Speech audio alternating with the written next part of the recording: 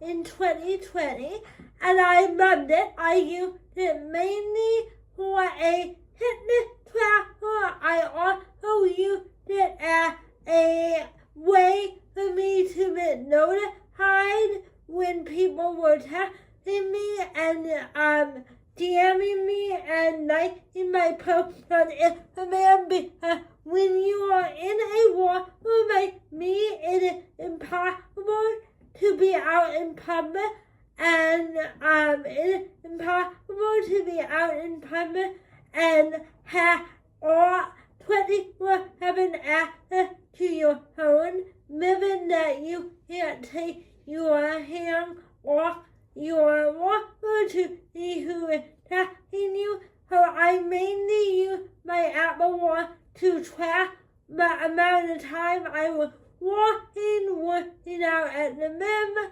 biking, and then to alert me to any notifications on my phone. That way I can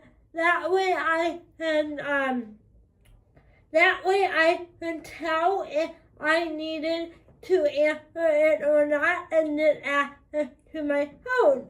However, recently I noticed that my Apple Watch Ultra was not tracking my workout anymore when I would be in my walker and walking around at toilets. The Apple Watch Ultra would automatically pause my workout even when I was still actively moving, and my heart rate was almost like 174, 180. So obviously my body knew that I was working out, but somehow the Apple Watch didn't know and would automatically pause my workout. In addition to that, my Apple Watch, sorry, I'm hiding away. In addition to that, my Apple Watch would only track a workout if I had it on traditional pace training mode, even if I was biking or doing an indoor-outdoor walk type of vibe. It had to be on traditional pace training. So with that being said, I finally decided to bite the bullet and buy a Garmin Vivoactive High. And if you've been on TikTok, you probably have seen me watching. But this is an Android smartwatch, and I am going to tell you all the things that I have been loving about my Vivoactive High and how it compares to an Apple Watch. So let me hold out my showing you my watch itself. Whoop, sorry guys. So here is the watch itself. It is extremely lightweight and not bulky, so I do find myself able to maneuver a lot better than I would. I was always banging my Apple Watch on something and then ruining my display. But my Vivoactive High is very tiny and very lightweight on my wrist, which I will put a picture of how I wear it right here. Right here. Also, it is extremely lightweight, and the band is very accessible to take on and off, which I can show you here in a second. One thing that I do not, and the battery life is amazing as well. I do not need to put it in every single night. I have worn it for almost 2 days now, and when I woke up this morning, it was at 90%. So I do like let it hold battery. One thing that I do not like about the Divine compatibility standpoint is the buttons. Hopefully you can see the buttons that operate the watch may permit into your workout and possibly that are way too tiny for anyone who has cerebral palsy or high motor skill to be able to press it and activate your workout mode. However, you only have to press the button to get out of to get in and out of a activity, which for me is mainly all I use it for, so they are a little pain in the butt. But if you don't need to navigate in and out of activity, maybe the buttons won't be a problem to you. I am going to look into getting a protective case that might allow the buttons to be a little bit bigger, but that is my overall take on the Vivoactive High Divine. Now let's talk about wheelchair mode. And wheelchair mode is the number one reason I purchased this watch. So as many of you know, I am a power user as well as a walker user who also happens to be a disabled athlete, meaning I like to hike a lot, I like to work out, I use my standing frame, I go biking, I do all those things. And I wanted a watch that didn't only I wanted a watch that didn't make me only pick out a one type of workout so that it would track. I wanted the opportunity to pick out the actual workout I was doing based on the activity I was doing. Hopefully that makes sense. And I didn't want it to have, hi Henry! Hi Henry!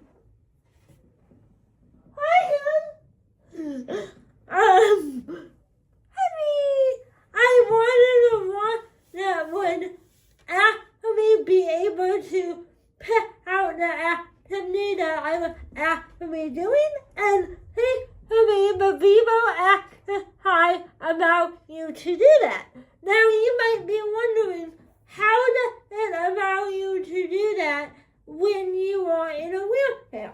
Well, the Vivoactive High has an awesome mode that is called wheelchair mode, and it allows you to indicate on your user profile that you are a wheelchair user, and when you do that,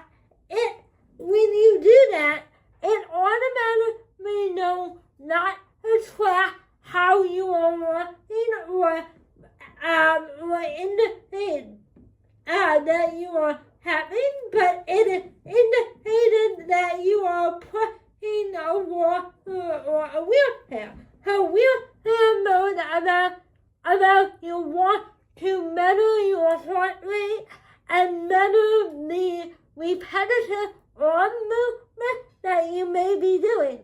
So as I am pushing my walker, it is tracking that as a repetitive movement and tracking that as a movement. So that's how it knows I am working out, or that I am walking, which is kind of really cool because I now don't have to turn on a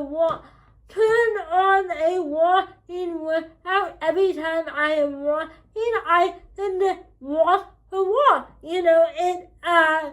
I went up and down the stairs to record the video, and it allowed me to track my walking randomly around the house, whereas with time I was walking, I would have to turn on a walking workout or a traditional training workout to make it 12. So having wheelchair mode allows me to track my natural movement in my everyday life. In addition to tracking my natural movement, Garmin allows you to pick out any workout that you want. So yesterday when I was in my center, I did a outdoor skiing workout, and that was really well. It allowed me to track an movement, which I will put up right here, and it actually counted that I was working out. So my two favorite things about wheelchair mode is it allows me to track my natural movement, and it also allows me to track any workout that I want for the actual workout that I'm doing. Now, a couple other things that wheelchair mode allows you to do on the Garmin, it allows you to pick out after you select a workout. It allows you to pick out a guided workout, meaning if you don't know what you want to do for a workout that day, no problem. Garmin has you covered. Garmin will actually allow you to pick out a workout, and then it'll show you a diagram on the wall that tells you exactly how to do a workout. So maybe if you are new to the adaptive fitness world and don't know how to record it when it comes to moving your body, the Garmin also allows you to adapt and know you're in a wheelchair, so it'll show you a picture how to do the workout in a wheelchair, which I really like, and I will put it right here so you can see what I am talking about. What else am I missing about the Garmin one that I like? I think that's pretty much it. The ability to track any workout that I want, the ability to track native movement, and the ability to have a personal trainer on your wrist that is actually showing you how to do exercise in a wheelchair is pretty cool. Some other things to note about the Garmin is that the text on the Garmin watch, let me see, the text on the Garmin watch itself is pretty big. So if you have eye problem or eyesight problem, the Garmin is really awesome because the text itself is pretty big to begin with, but it does allow you to input the text depending on what you need. So that's another neat accessibility feature. The top things that I like about the Garmin. The only thing there are two things that I don't like about the Garmin watch so far, and one being if you play another video game and if you have the Garmin on while you are playing video games in wheelchair mode, it will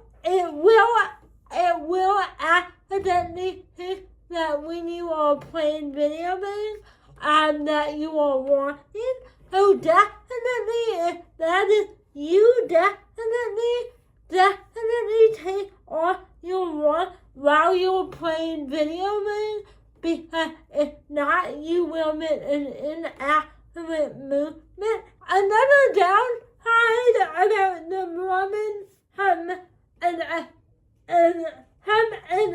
accessibility standpoint, and maybe this is because I am a Apple Watch user.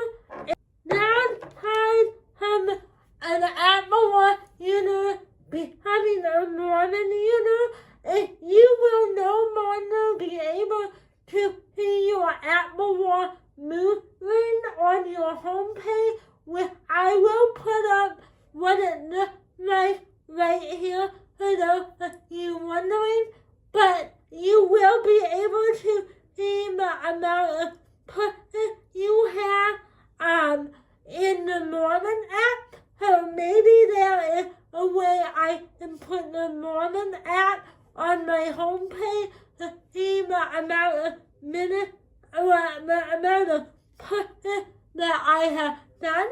Another thing that is not so great about Mormon wheelchair mode is that on an Apple Watch you can say I want to work out for 30 minutes.